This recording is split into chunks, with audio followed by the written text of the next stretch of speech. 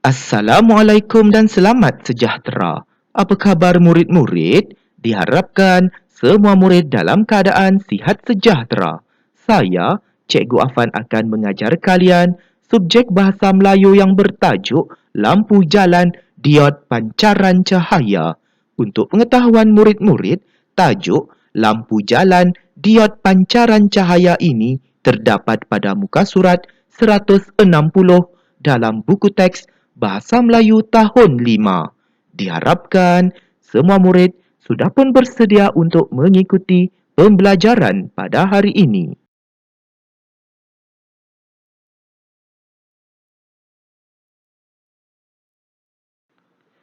Standard pembelajaran pada hari ini iaitu 3.2.1 membina dan menulis ayat untuk menyatakan pendapat daripada sesuatu bahan multimedia.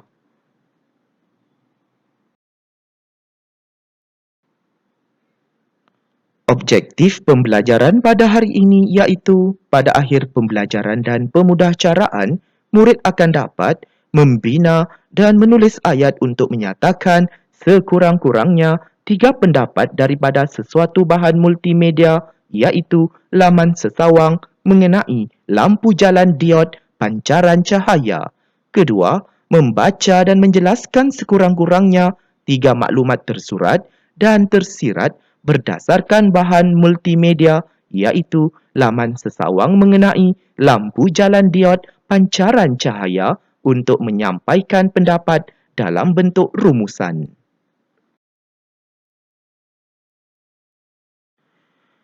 Kriteria kejayaan pada hari ini iaitu murid berjaya membina dan menulis ayat untuk menyatakan sekurang-kurangnya 3 pendapat daripada sesuatu bahan multimedia iaitu laman sesawang mengenai lampu jalan diod pancaran cahaya. Kedua, murid berjaya membaca dan menjelaskan sekurang-kurangnya 3 maklumat tersurat dan tersirat berdasarkan bahan multimedia iaitu laman sesawang mengenai lampu jalan diod pancaran cahaya untuk menyampaikan pendapat dalam bentuk rumusan. Murid-murid, apakah kelebihan penggunaan lampu LED?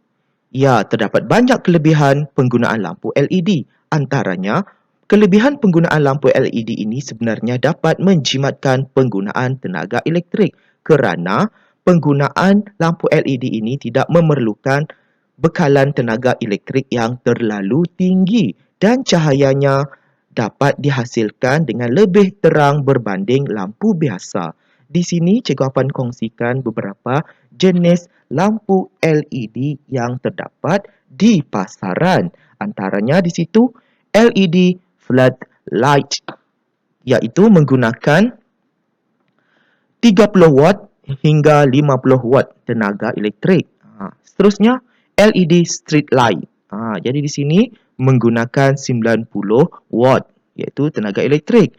Dan LED street light yang ketiga jenisnya begitu yang menggunakan 40 watt sehingga 50 watt penggunaan tenaga elektrik. Jadi di sini murid-murid bolehlah memilih sekiranya mahu membeli lampu LED ini di pasaran mengikut cita rasa lah. Cita rasa murid-murid, kalau murid-murid yang mahu bentuknya petak, segi empat itu bolehlah pilih bentuk yang begitu. Kalaulah murid-murid mahu memilih ataupun membeli lampu LED yang berbentuk bujur, jadi murid-murid bolehlah membelinya mengikut cita rasa masing-masing. Tentunya murid-murid dapat lihat gambar di bawah itu. Lampu jalan LED ini tentunya dipasang di lampu yang terdapat di kawasan jalan raya. Jadi di sini lampu jalan LED ini dapat menerangi kawasan yang tentunya dapat menerangi kawasan yang gelap ataupun pada waktu malam. Tentunya dapat menjamin keselamatan pengguna jalan raya yang lalu lalang di situ. Pastinya, penggunaan lampu jalan LED ini sungguh menjimatkan tenaga elektrik dan Kos pembaikan sekiranya lampu jalan LED ini rosak, ia tidak memerlukan kos yang sangat tinggi bagi pembaikannya. Oleh itu, diharapkan murid-murid dapatlah memahami maklumat ini dengan sebaiknya.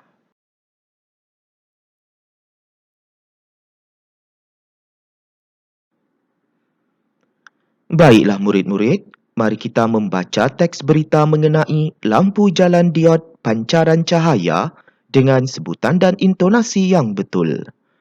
Afifi melayari internet. Dia terbaca tentang usaha Tenaga Nasional Berhad iaitu TNB yang menggunakan teknologi hijau bagi kemudahan masyarakat. Hulu Langat, 25 Julai.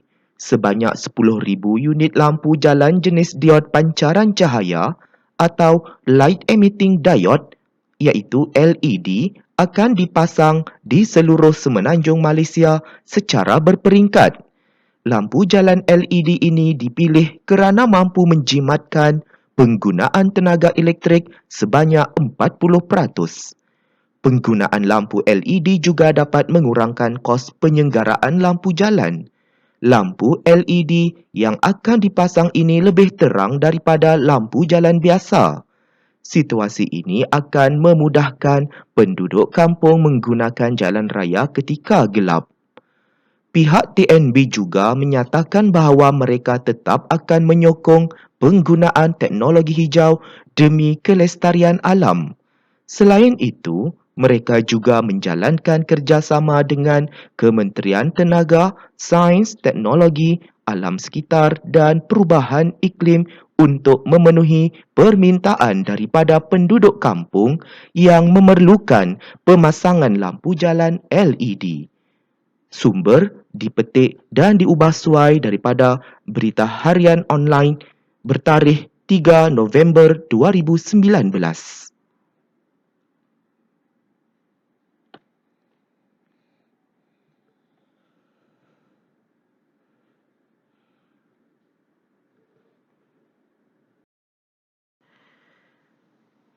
Baiklah murid-murid, sebentar tadi kita telah pun membaca teks berita mengenai lampu jalan diod pancaran cahaya. Dapatlah kita fahami bahawa penggunaan lampu jalan LED ini banyak kelebihan dan banyak manfaatnya kepada masyarakat. Antara kelebihannya, lampu jalan LED ini mampu menjimatkan penggunaan tenaga elektrik. Yang kedua, lampu jalan LED ini dapat mengurangkan kos penyelenggaraan lampu jalan. Dan yang ketiga, lampu jalan LED ini dipasang kerana cahayanya lebih terang berbanding lampu jalan biasa. Jadinya di sini kita lihat dan membaca info yang sudah disediakan di bawah di bahagian kanan itu, LED daripada perkataan bahasa Inggeris iaitu semikonduktor yang memancarkan cahaya apabila arus elektrik dialirkan. Diharapkan murid-murid dapatlah memahami maklumat ini dengan sebaiknya.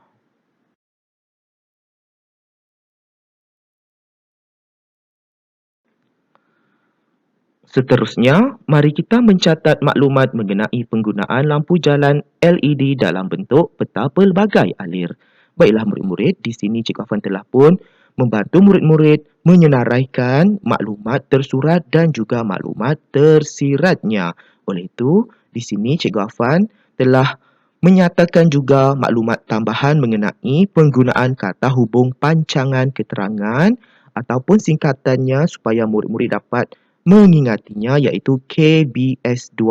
K kerana, B bagi, S supaya, D demi, U untuk dan A agar. Jadinya di sini kita bersama-sama melihat maklumat tersurat yang pertama iaitu menjimatkan penggunaan tenaga elektrik. Inilah maklumat tersurat yang pertama dan maklumat tersurat ini perlu dijelaskan untuk mendapatkan maklumat tersirat dan penjelasan ini mestilah menggunakan kata hubung pancangan keterangan. Jadi di sini, apakah kelebihan ataupun manfaat apabila penjimatan penggunaan tenaga elektrik ini.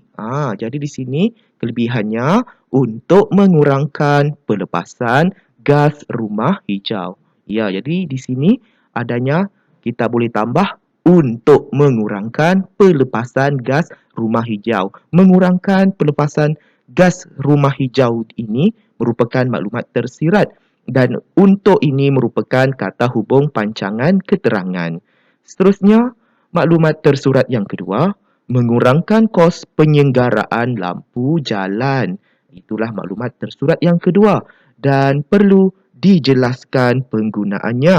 Jadinya di situ agar menjimatkan wang bagi pembayaran bil elektrik. Menjimatkan wang bagi pembayaran bil elektrik ini merupakan maklumat tersirat. Dan agar ini merupakan kata hubung pancangan keterangan. Seterusnya, maklumat tersurat yang ketiga, pemasangan lampu LED lebih terang berbanding lampu jalan biasa. Jadi di sini itulah maklumat tersurat yang ketiga dan perlu dijelaskan lagi dengan menggunakan kata hubung pancangan keterangan iaitu Cikgu Afan gunakan untuk. Untuk apa? Ya, untuk memudahkan penduduk kampung melalui jalan raya sewaktu gelap. Jadi maklumat tersiratnya memudahkan penduduk kampung melalui jalan raya sewaktu gelap dan maklumat tersirat ini dijelaskan dengan menggunakan kata hubung pancangan keterangan iaitu untuk. Seterusnya maklumat tersurat yang keempat, penggunaan lampu LED memerlukan sokongan dan kerjasama semua pihak iaitu masyarakat dan pihak berwajib. Jadi itulah maklumat tersurat yang keempat dan perlu dijelaskan dengan menggunakan kata hubung pancangan keterangan apa yang di sini sesuai. Ya, supaya memenuhi permintaan penduduk kampung untuk pemasangannya. Jadi, maklumat tersiratnya memenuhi permintaan penduduk kampung untuk pemasangannya. Dan Cikgu Afan menggunakan kata hubung pancangan keterangan supaya mudahkan murid-murid. Diharapkan murid-murid dapatlah memahami maklumat tersurat dan tersirat mengenai penggunaan lampu jalan LED ini dengan sebaiknya.